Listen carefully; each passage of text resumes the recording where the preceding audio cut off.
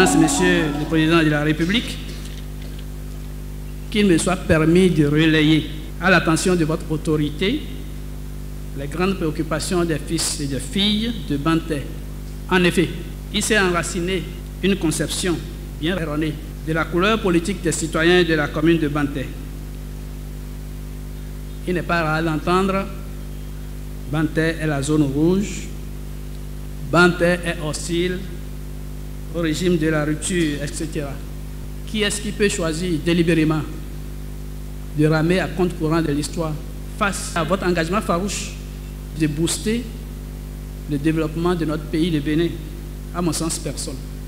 Je souhaiterais donc qu'il me soit permis de dire devant vous, au nom des populations qui m'ont mandaté à cette fin, que Banté n'est pas contre la personne du chef de l'État que vous êtes, ni contre l'institution que vous incarnez, monsieur le chef de l'État. Seulement, elles aimeraient qu'en votre qualité de père de la nation, vous puissiez faire tout ce qui est en votre pouvoir pour favoriser le retour au pays de tous les fils et de toutes les filles.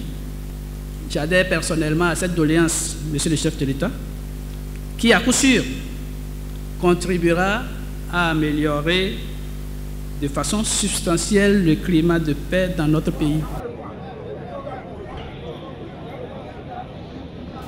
Qui dans cette salle peut avoir son enfant malade, un enfant qu'il aime, qu'il veut jamais voir pleurer? Quand l'enfant souffre, il souffre. Qui d'entre nous, vivant un tel amour avec son enfant,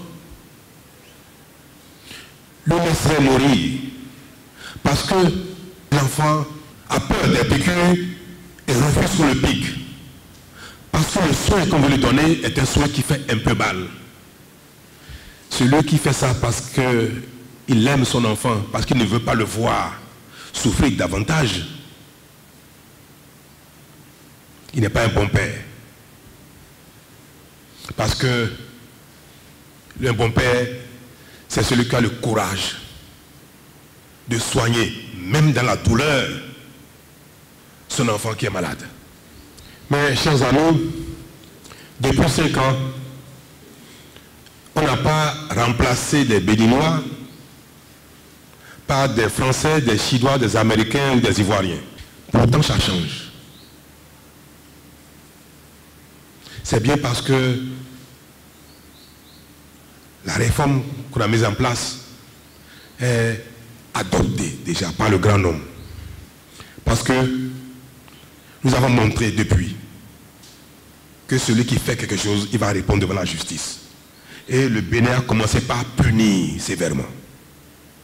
Monsieur le maire, ce n'est pas parce que le gouvernement actuel, c'est parce que le président actuel a décrété que Banté est une zone rouge. Mais je peux vous dire qu'il y a aussi d'autres communes qui sont dans la même situation et pourtant qui ne sont pas classées zone rouge. En 5 ans, l'essentiel était de réhabiliter notre façon de fonctionner et de programmer la mobilisation certaine de nos ressources et de nous engager. Donc au-delà de ce qui a été engagé, je suis en train de vous donner la liste de ce qui est dans le pipe, comme on dit, ce qui sera fait dans quelques temps, dans quelques mois, dans quelques années. Maintenant que vous avez constaté de vos yeux que le développement est possible, que les choses se réalisent, que le Bénin se construit, c'est à vous. C'est à nous tous ensemble de ne pas permettre qu'on retourne en arrière. C'est à vous de ne pas faire pression sur nos enfants, nos frères et sœurs qui ont des postes de responsabilité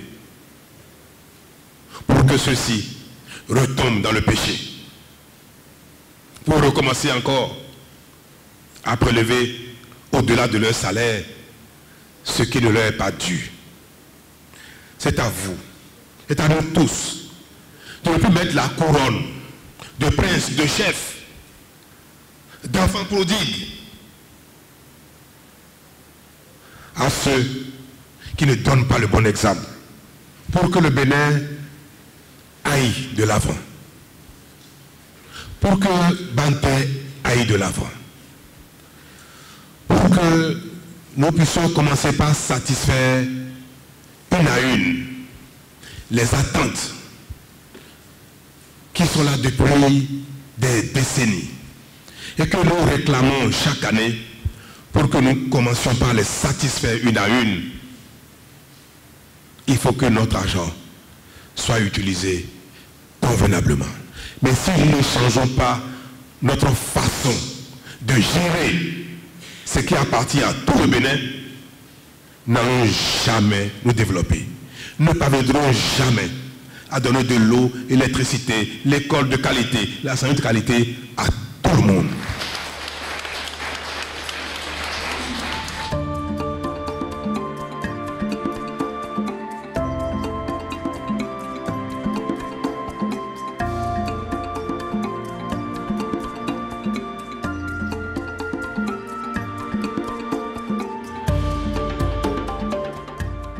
Je voudrais saisir cette précieuse occasion qui m'est offerte pour exprimer, au nom du conseil communal, au nom de la population de Savalou et à mon nom propre, nos sincères gratitudes.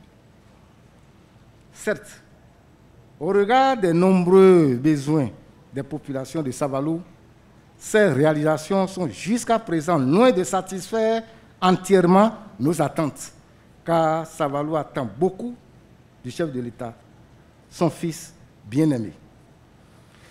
On dit souvent que la charité bien ordonnée commence par soi-même.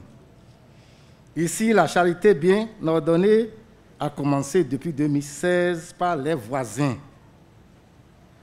Nous comprenons bien que c'est une option stratégique qui a consisté pour notre frère, président de la République, à mettre en veilleuse les besoins brûlants de sa propre maison pour satisfaire en premier ceux du voisinage, étant convaincu lui-même que les besoins de ses propres parents que nous sommes ne seraient restés non satisfaits. Quoi qu'il advienne donc, et bien que jalouse des actions du gouvernement de la rupture dans les autres villes de notre pays, la commune de Savalou demeure fidèle et plus que jamais engagé derrière le chef de l'État à qui, régime après régime, candidat après candidat, président élu après président élu, les doléances se répètent sans cesse et se ressemblent. On n'a pas d'eau, on n'a pas d'électricité, il n'y a pas de route, l'école ne va pas bien, il n'y a pas de centre de santé. Tout a manqué à ce pays, tout le temps et partout. C'est un constat difficile à faire. Les Béninois ne croyaient plus en rien. Ils étaient un peu plus fiers de leur pays. Les gouvernements se succèdent. Et la prière de chacun, c'est d'avoir un frère, un fils, bien placé quelque part pour régler nos problèmes du quotidien. Et ce n'est pas pour rien que partout où l'on passe, depuis des décennies, l'une des revendications les plus fortes, à peine cachées, c'est qu'il faut faire la promotion des cadres de la localité. Cette revendication qui ne manque pas d'être également dans la liste de Savalou caractérise combien plus personne ne croit au développement global du pays, ne croit au développement normal. Le seul espoir pour les uns et les autres, partout au Bénin, pour régler les problèmes du quotidien, c'est d'avoir quelqu'un comme ministre, député, directeur de société.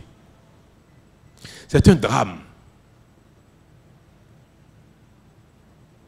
Je ne reproche à personne de faire cette genre d'alliance, mais c'est pour dire combien l'espoir du développement global a déserté nos cœurs. Mesdames, Messieurs, depuis 4 ans, le train du Bénin qui a quitté les rails du développement, qui a quitté les rails par lesquels on a accès à l'eau pour tout le monde, l'électricité, l'école, la santé. Il a fallu le remettre sur les rails. C'est ce que nous avons fait ensemble. Merci d'être indulgent. Merci de recevoir votre fils malgré les attentes insatisfaites. Je suis venu vous dire qu'en 5 ans, nous avons fait du chemin.